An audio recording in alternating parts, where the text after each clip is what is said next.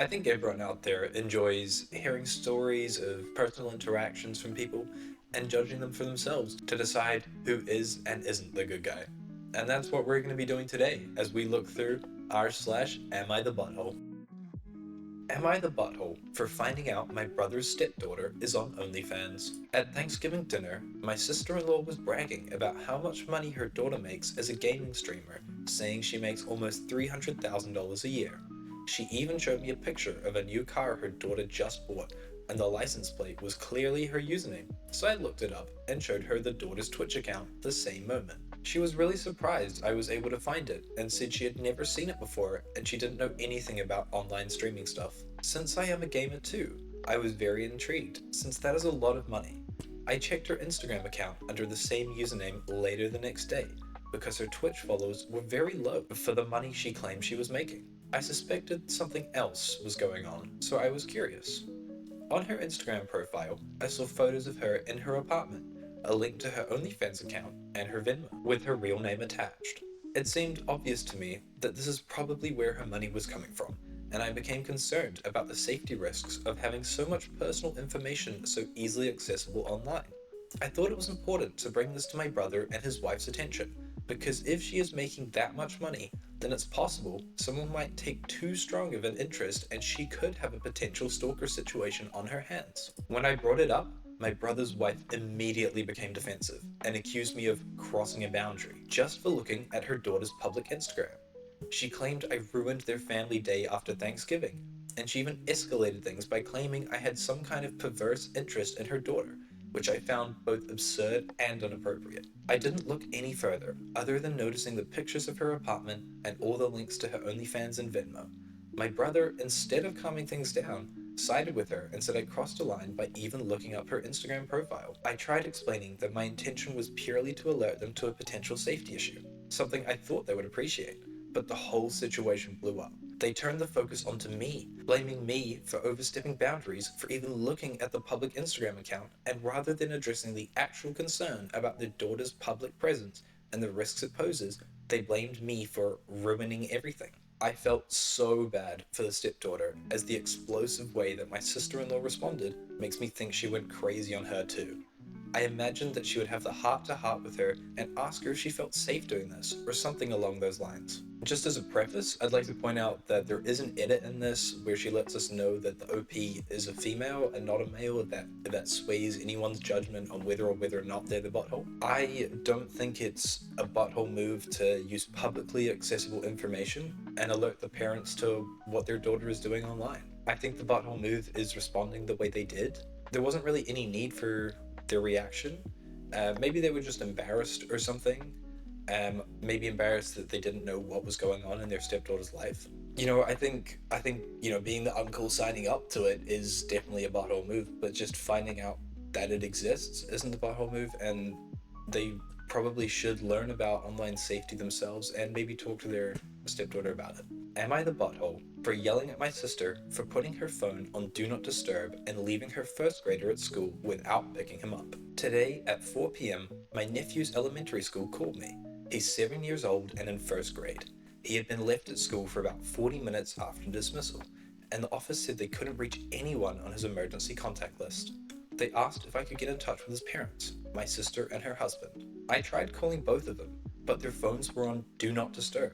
The calls would ring once and go straight to voicemail, which was odd because their phones should usually ring a few times before going to voicemail.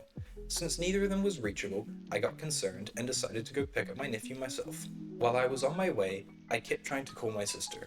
She finally called me back about 90 minutes after when the school first tried to reach her, saying she and her husband had been napping. I was furious. It felt incredibly irresponsible for them to leave their child stranded at school and silence their phones, especially as parents of a young child and a toddler. Her excuse was that her husband had asked his grandparents to pick up my nephew, but there was a miscommunication. I told her that even if that was the plan, she shouldn't have put her phone on Do Not Disturb, because emergencies like this can happen.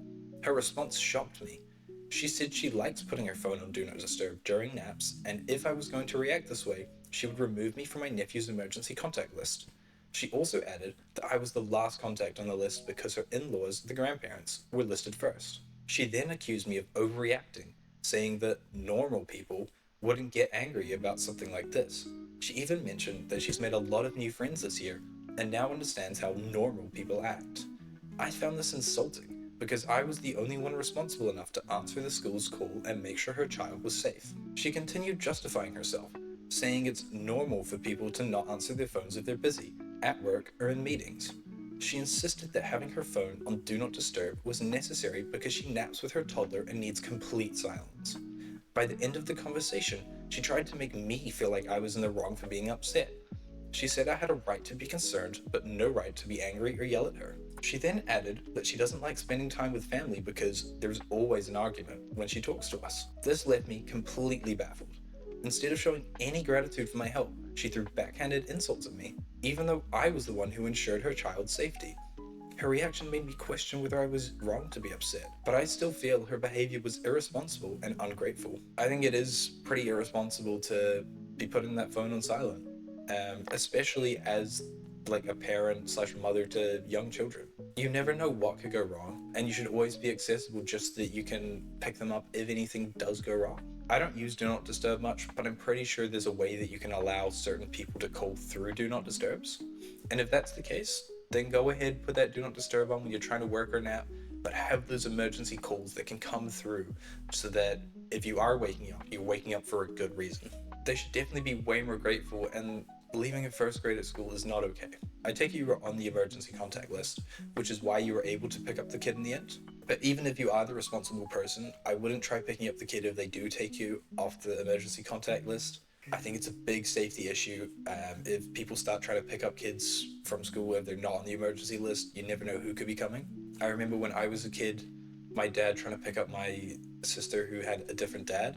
He was not one of her emergency contacts, so the school wouldn't let her go with him, which was the right call. I mean, she had no relationship with this dude, he was just a stranger to her. So overall, I don't think you're the butthole in this. I think that you should try hopefully reason with them and make sure you stay on that emergency contact list. And also, who are these normal people? Clearly not people with children. Am I the butthole for not attending my best friend's wedding because I couldn't support her choice of marrying her ex-husband? So my best friend, let's call her Sarah, went through a pretty rough divorce a few years ago. She was married to a guy for 7 years and it ended terribly.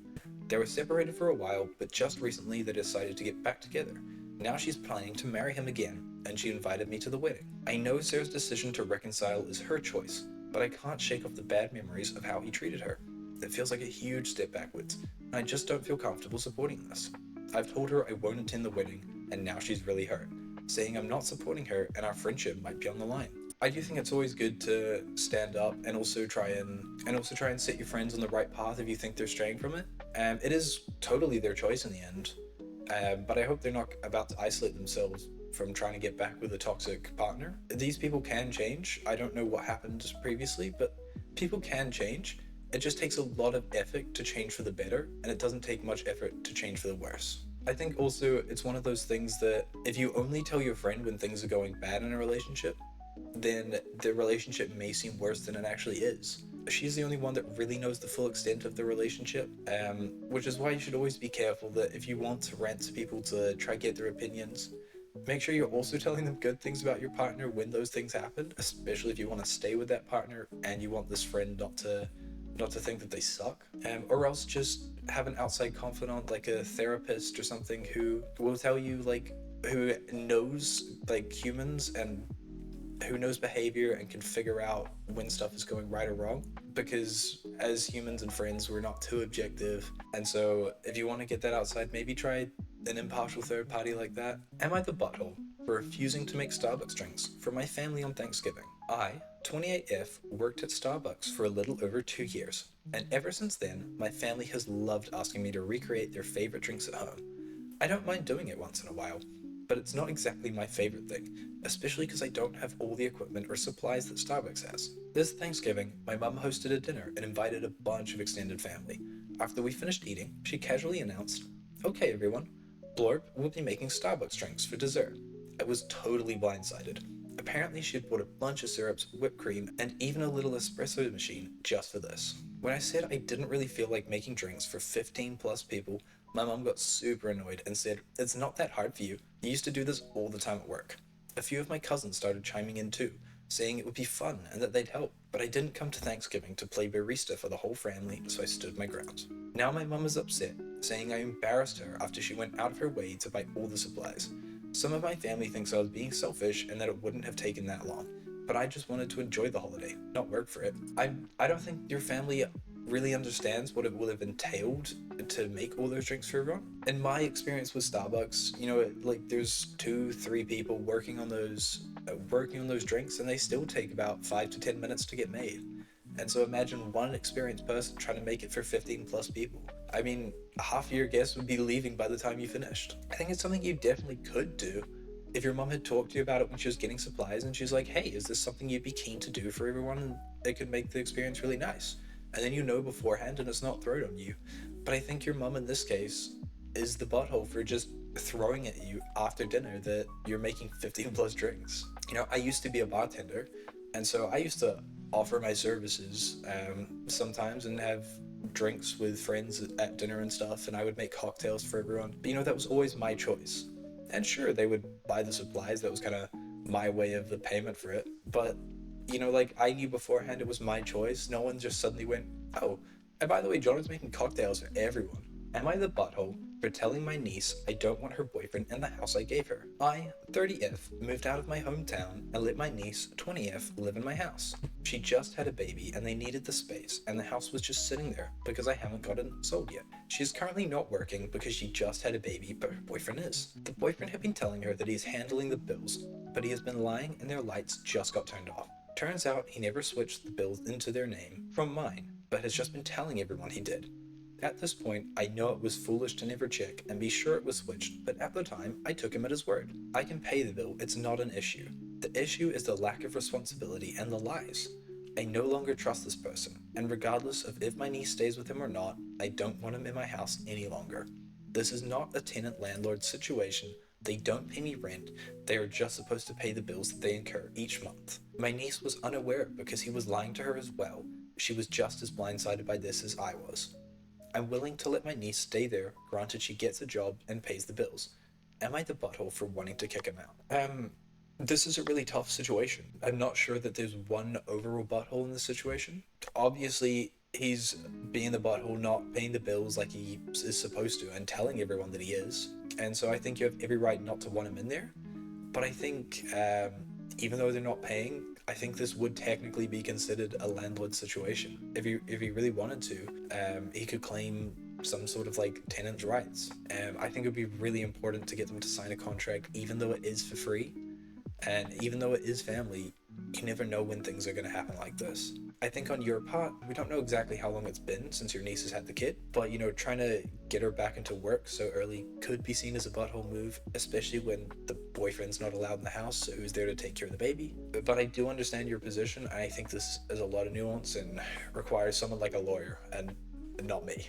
Am I the butthole for yelling at a couple because of their kids at the airport? Last year, I, 16M, went backpacking across Europe with my mum, 44, for 3 weeks. We hit a few countries and it was a lot of fun. But towards the end of our trip, we got sick. I barely had a rash, but my mum was hit bad with headaches, fever, nausea, and patches of puffy red rashes / inflammation on her neck. We were a day from our return flight, and our medical options in Rome weren't great, so we decided she'd see a doctor first thing when we got back. She was extremely exhausted after such a long trip, and worsening, so by the time we got off our 16-hour flight back to Cali, she was practically a zombie. We were waiting in line at customs for American citizens, and right behind us was a couple with 2 kids. It was a long line, so we were stuck with them for at least 20 minutes, and their kids were going wild. The 2 little boys looked to be around 4 and 7. They were screaming and running in and out of the line, bumping into people and stepping over feet. The parents were unbothered and speaking casually with each other in Italian. This was really upsetting my mum, as they ran into us the most and the screaming only exacerbated her headache. Now, I'm not very confrontational. Unlike my mother, I would rather bite my tongue, but seeing as she couldn't say much, it really bothered me. I kept telling myself I'd say something after one more time, and eventually I boiled over. I whipped around, looked him dead in the eyes, and said, "You speak English, right? Keep your kids in line." I didn't yell, but I was loud and firm. The mum just looked shocked, picked up her kids, and that was the end of it. My mum tried to say stop right beforehand, but didn't say much after. It wasn't until I told this story to my coworkers back at work that my boss said I sounded like a Karen and overreacted. I think I held it together remarkably well, but what do you think? For a little more context, we later found out my mum had a staph infection and almost went septic. Plus, she has multiple pre-existing conditions like cluster headaches, hyperthyroidism, her thyroid was removed, and sleep apnea. Added, I forgot brain lesions from microstrokes and heart problems. I think you're completely entitled to let people know if they're bothering you, but I think this is kind of the bane of the non-confrontational person, where it just kind of boils up inside you, and you just don't want to say anything, and eventually it's just going, and you just like you feel like so angry, but the person doesn't actually know because you haven't said anything to them yet. And so it's completely okay to take your time and build up your strength and everything, but you have to approach them like it's the first time you're telling them this. You know, like, hey, I'm sorry, but your kids are running around and just making a mess for everyone. Would you please, like, try and get a handle on them? You know, it's something that I have to deal with because I don't want to have outbursts like this. And I mean, if you think your mom was like this after 16 hours, think about kids. Kids have so much energy, and they've just been on a flight for 16 hours where they probably sat there and did nothing. So they're probably just trying to burn it off. And I think most people around probably understand that. Probably your mom even understands that, which is why she probably was going to tell you to stop. So in that regard, I do think you are the butthole. I think you would have been completely fine if you just approached them and were like respectful on the first approach. But because of the way you did approach it, I think you're the butthole in this situation. Am I the butthole for leaving dinner when being told to? I, 19F, came home from college for Thanksgiving and had Thanksgiving with my father, 49M. This did not occur during Thanksgiving Day. A couple days after, we were eating together at the dinner table. My father, who was next to me, was eating with his mouth open and smacking his lips obnoxiously. I took a deep breath because if I knew I hadn't, I'd be rude. When something was bothering me, I tend to overreact, so I took a second and then asked him, Dad, could you please chew with your mouth closed? It's bothering me. I made sure to ask in a soft tone so I didn't get misinterpreted as rude. My father then responded, F off. Eat somewhere else if you don't like it. It shocked me for a moment because I really didn't expect him to say that. I then got up, took care of my plate, then I drove to my mother's house and stayed at her home for the night. Am I the butthole? I really don't think so, but my father's wife said I should have never said anything to begin with. I do think I may have overreacted with leaving his house altogether. So unlike last post, in this post, I don't think you're the butthole. You did what I said you should do of, you know, being calm, even though it may just be boiling up inside. You approach it the first time and try to say it as respectfully as you can. Your dad responded really rude. And if you don't feel comfortable or safe or whatever at someone's house, you're not inclined to stay there. You know, you felt like you wanted to go to your mother's place, and so you went, and that's what you should have done. You know, I think his wife is wrong. I think you should have said something that was annoying you. Sure, maybe you could have gone to a different room, but I think most people understand that you're supposed to eat with your mouth closed for everyone else's comfort and enjoyment. Am I the butthole? My girlfriend's mum is asking me for money. My girlfriend, whom I've been dating since March 2024, owes her mother $18,000. We moved in together in October 2024 due to financial and emotional reasons. Her mother had planned for her to pay back the money before we met. She's mostly followed the plan, but recently she transitioned from a cash-heavy job to an office salaried position, leaving her with limited funds after bills and expenses. Now, her mother is demanding the money back. She failed to mention that she took out a bank loan to pay the $18,000, which is a credit card bill, not an arrears debt that my girlfriend never asked her mother to pay. The interest is accruing, and now her mother can't take out another loan to renovate her summer home. That's all my girlfriend's fault, according to her mother. You're saying that your girlfriend didn't ask her mom at all to help her pay the bill? She just took out a loan and paid this out of the kindness of her heart?